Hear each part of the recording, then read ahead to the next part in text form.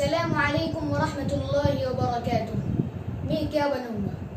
मैंने जब अपने आप से ये सवाल किया तो मेरा जहन फ़ौरन हुजूर नबी करीम सल्लल्लाहु अलैहि वसल्लम और सहाबा कराम की पाकीज़ा और बामक़सद ज़िंदगियों का जायज़ा लेने में मशगूल हो गया।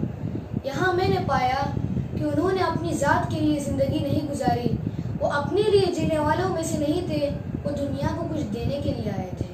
मैंने मज़ीद थोड़ी देर गौर व फिक्र से काम लिया तो इस हकीकत को आश्कारा होते देर नहीं लगी कि हुजूर सल्लल्लाहु अलैहि वसल्लम और सहाबा कराम की ज़िंदगियाँ इल्म मारिफत को फैलाने और इंसाफ को कायम करने के लिए वक्फ थी।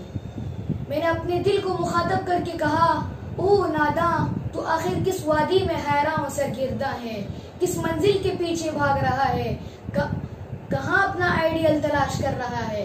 भला सहाबा से बढ़कर कौन तेरे लिए नमूना हो सकते हैं?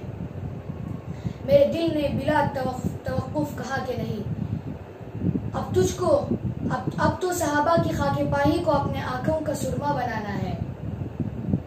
मैंने अपने जी में ठानी कि उन्हीं के नक्श कदम पर चलना मेरी जिंदगी का मकसद अव्वली व आखिरी है। अल्लाह ने मुझे भी उनकी तरह इल्म का सफ़ीर और कारवान अमन इंसाफ का अमीर बनाकर भेजा है। मैं आलिम दीन बनूंगा, हाफिज कुरान बनूंगा और हाफिज हदीस भी बनूंगा, क्योंकि सिर्फ हाफिज कुरान बनना मैं अपने लिए काफ़ी नहीं समझता, हिफ्ज़ हदीस को भी ज़रूरी समझता हूँ। मुहद्दिसीन इज़ाम और फुक़हाए किराम के रोशन नमूने मेरे लिए मशाले राह है। अब इस राह में जो भी लगाना पड़ेगा, बहरहाल सौदा सस्ता है। गर बाजी इश्क की बाजी है, जो चाहूँ लगा दूँ डर कैसा।